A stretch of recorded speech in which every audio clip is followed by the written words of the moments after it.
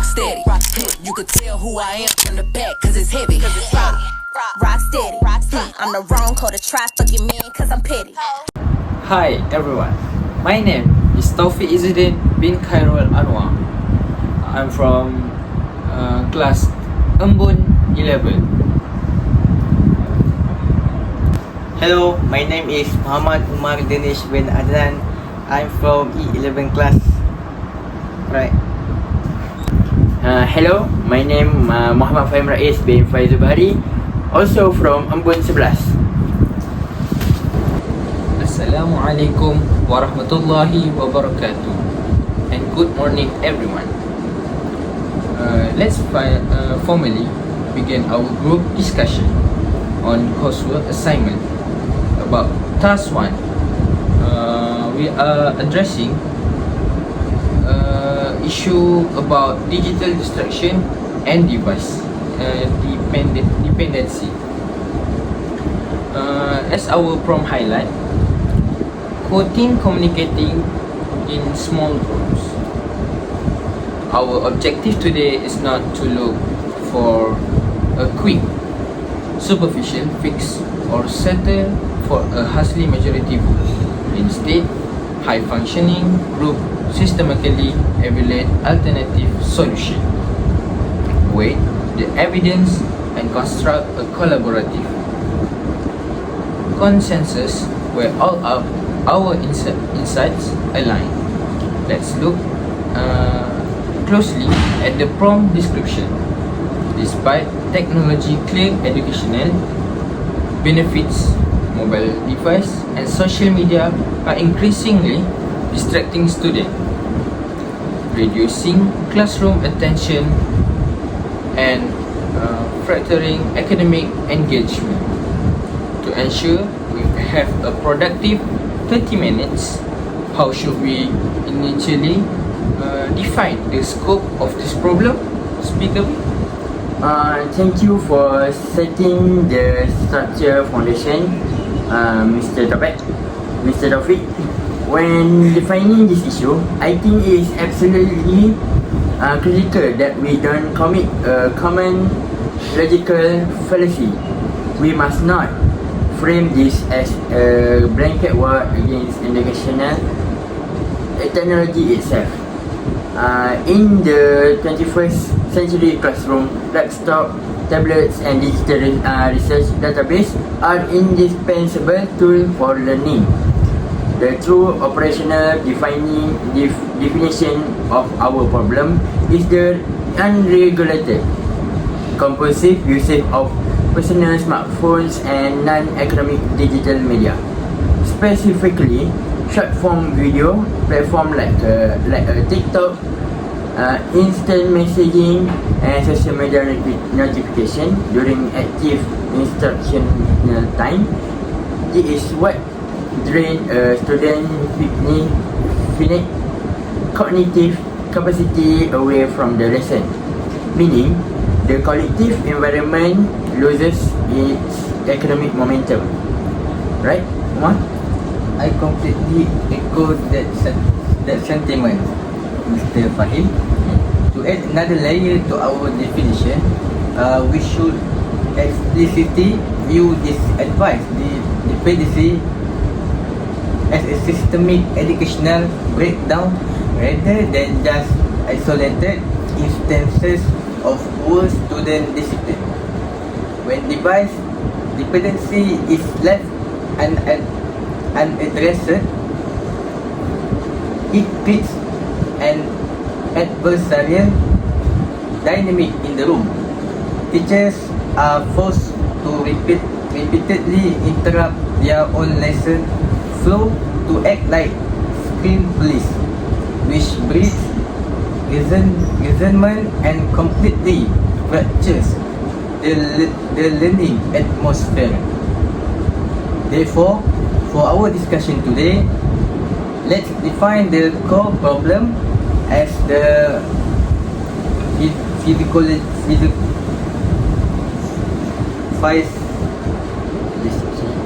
deception that personal device reliance inflict open student focus and instructional community.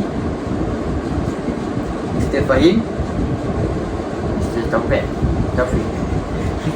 Absolutely, Omar. Thanks to Omar as a speaker C.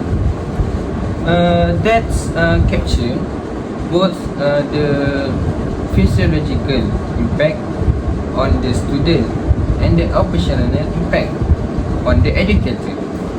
By defining in this way, we avoid an outright technology ban and focus purely on managing the dependency that sabotage the work.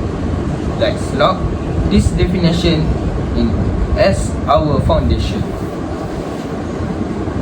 Okay, let's go to the topic 2. Now,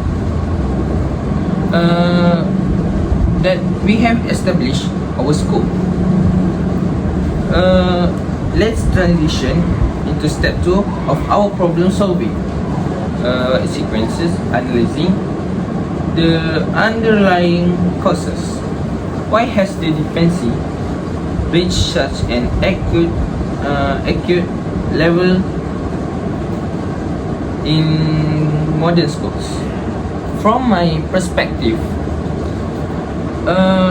we have to look at the physiological and neurological roots first. The application students are addicted to are not neutral tools. They are explicitly engineered by software physiologists using a variable reward schedule identical to the algorithm found in slot machines. Every vibration, notification batch, or algorithmically tailored video triggered an instantaneous release of dopamine in the brain. A traditional human-led classroom lecture simply cannot compete on a biological level with a multi-billion-dollar machine engineered to capture human attention. How about you? Right? That's biological perspective is profoundly accurate, Mr. Taufik. If I can build on that neurological foundation, there is an equally powerful sociological cause at play here, which is the accurate manifestation of FOMO, or the fear of missing out for Gen Z and Gen Alpha students. Their smartphones are not mere gadgets, they are the literal architectural portal to their social identities and peer validation network. Being disconnected from their group chat or social feed for an entire 60 or 90-minute block period induces genuine psychological anxiety. They don't necessarily want to disrespect the teacher. Rather, they are fleeing from the discomfort of social isolation. However, we must also be self-reflective and look at pedagogical cause. Sometimes digital distraction is a direct symptom of passive instructional delivery. If a lesson relies entirely on one way, passive lecturing with zero interactive components, students will naturally turn to their screen to fill that cognitive vacuum. Yes, you have both hit the nail on the head regarding the internal and social triggers. But I want to introduce a third structural cause that exists at the instructional level. The complete lack of uniform school-wide policy boundaries. Currently, many educational institutions treat device distraction as an isolated classroom management issue, leaving it entirely up to up to the discretion of individual teachers. This lack of uniformity is disastrous. A student might go from a first period class where the teacher is highly permissive with phones straight into a second period class where the teacher tries to strictly enforce a no phone rule. This extreme inconsistency confuses the student, creates unnecessary friction between staff and kids, and ultimately leaves the individual teachers fighting a losing battle completely isolated on their own island. Oh, that structural point is highly insightful.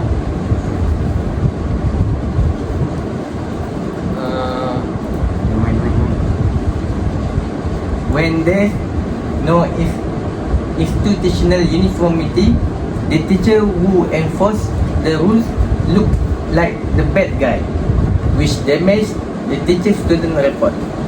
So, looking at our analytical map, we have identified 4 intertwined roots: biological dopamine loops, social FOMO anxiety, passive pedagogical delivery, and institutional policy fragmentation. Before we look at solution, we need to know exactly how the measure their validity.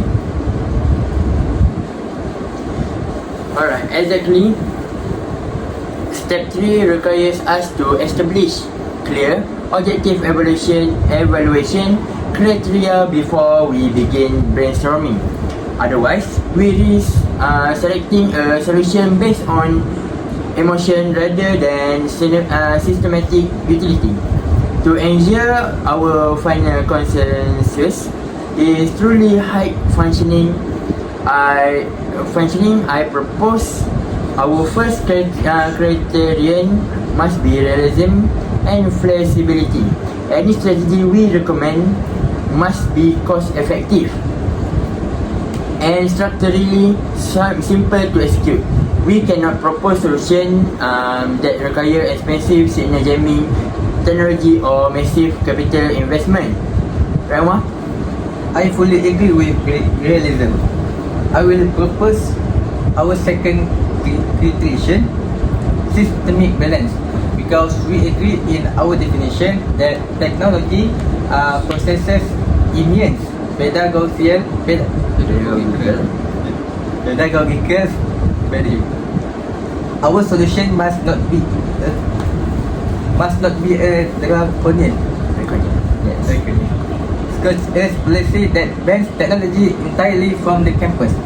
The solution must maintain a balance where useful technology like digital research or collaborative online documents can still be leveraged when appropriate,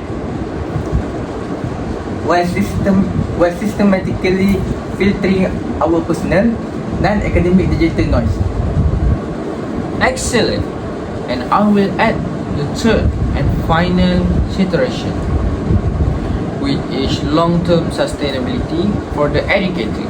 Teachers are already facing unprecedented administrative workload and burnout. If our solution requires teachers to fill out complex digital logs, manually confiscate phones, or spend 10 minutes of every class period managing inventory, it will collapse under its own weight.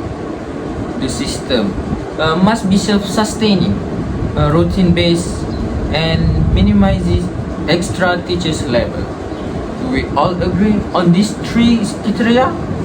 Realism, balance, and sustainability. Yes, these criteria give us a highly objective filter. Agreed. Let's use this to test our ideas. Okay, let's open the floor to brainstorming.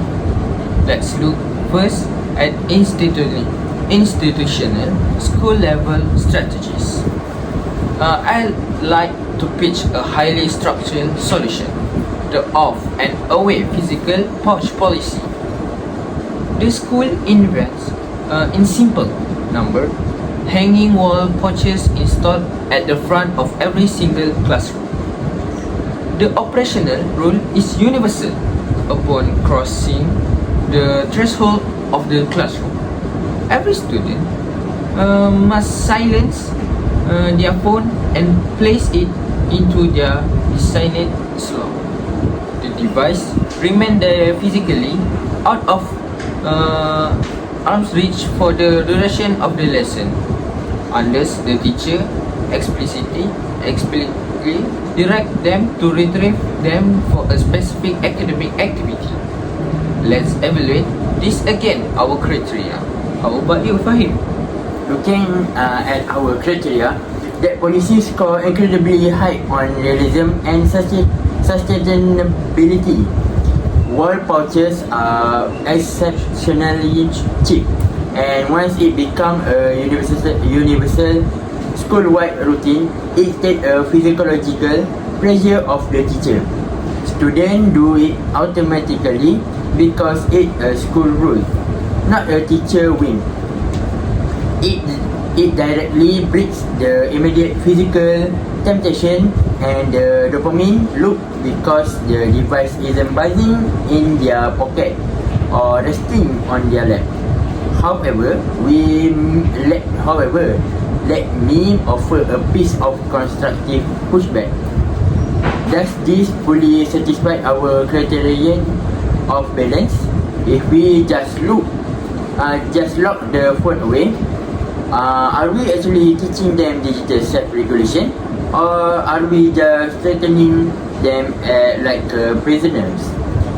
What happens when they experience instant FOMO anxiety while staring at the pouch? Fahim makes me a highly valid point about the physiological tension.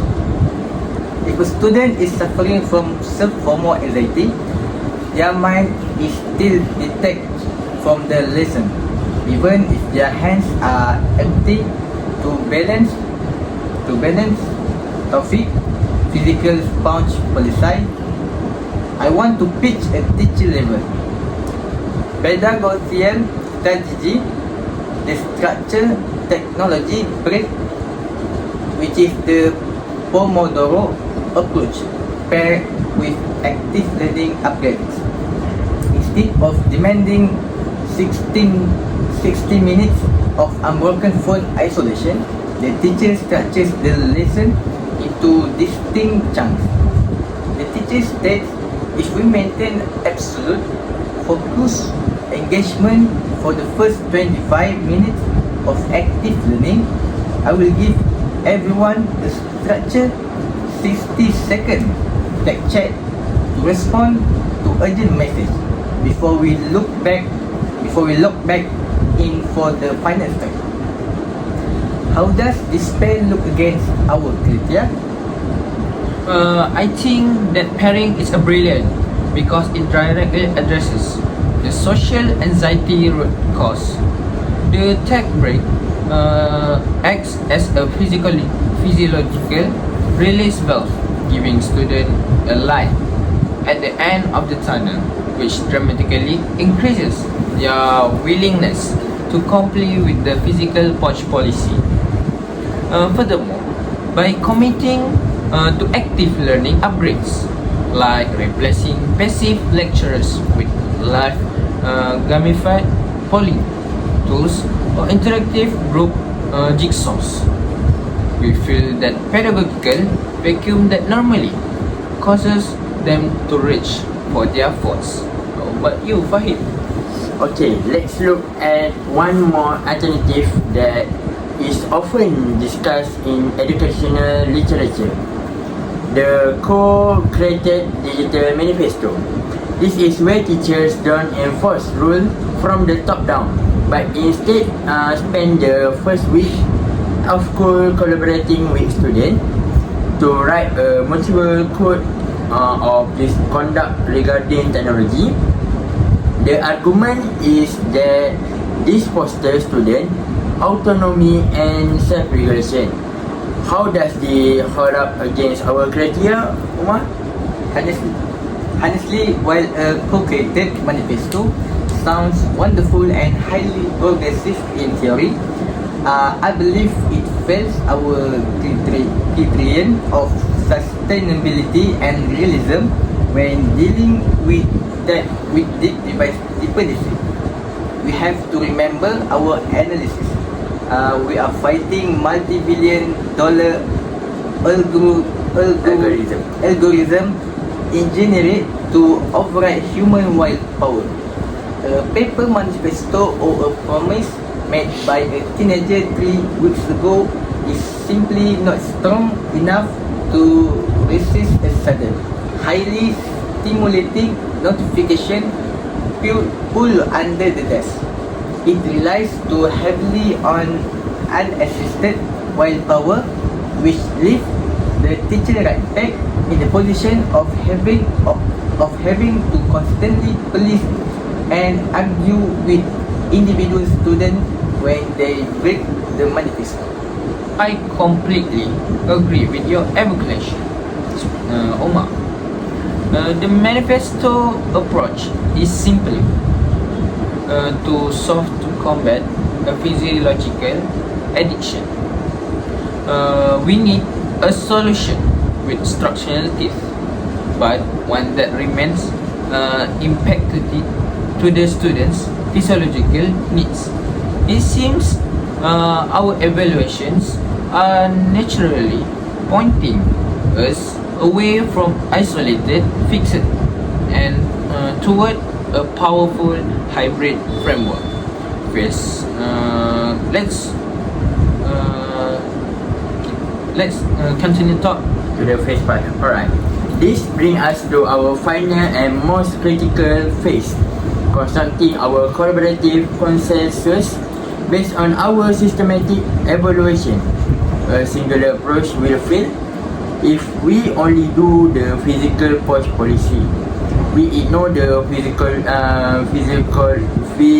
psychological anxiety of FOMO. If we only do tech break or manifestos, we ignore the power of physical proximity and dopamine trigger. Therefore, our collaborative consensus is to construct a dual-layered digital governance framework. Yes, let's formalize the exact components of this unified framework so that it completely reflects every voice in our group. Layer 1 is the structural foundation, a universal school-wide implementation of the off and way classroom wall pouch system. This creates absolute consistency across all classrooms, removing the enforcement burden from individual teachers and eliminating physical proximity to the distraction. Layer 2 is the pedagogical modification. Teachers intentionally design lessons around active learning cycles and explicitly incorporate topic structure. Mid-section 60-second tech checks. This mitigates student FOMO anxiety and systematically rewards focused behavior. Okay, this is an outstanding holistic synthesis. Let's double check it against our established criteria one final time to ensure absolute alignment. Is it realistic? Yes. Well, pouches are highly affordable and require zero complex infrastructure. Is it balanced? Absolutely. Because if a teacher generally needs smartphones for an innovative educational activity, The student can simply retrieve them from the pouches on cue. Preserving the benefit of EdTech. Is it sustainable? Yes. Because intentional and formally prevents teacher burnout and replaces compression with a predictable school-wide routine. We have successfully constructed a true consensus without relying on a lazy majority vote. How about you, Fahim? Right? The alignment How about you, is Mak? perfect. Every single dimension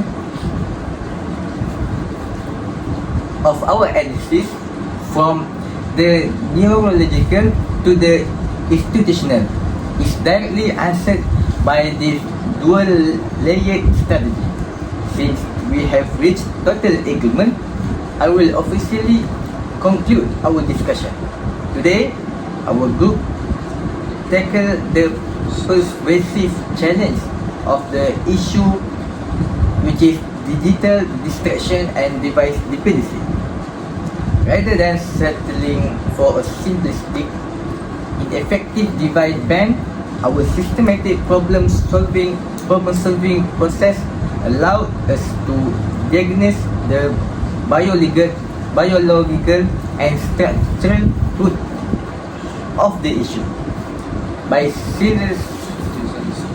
serializing our perspective, we have constructed a highly workable, balanced, and sustainable consensus framework. By anchoring physical device boundaries with structured cognitive breaks and active pedagogy, educational institutions can successfully dismantle device dependency, protect teacher well-being, and ultimately restore the undistracted academic engagement to the modern classroom. Thank you both for an expeditionally professional and analytical and collaborative discussion. We can now wrap out our session. Alright. Okay. Thank you. That's all from us. Bye bye.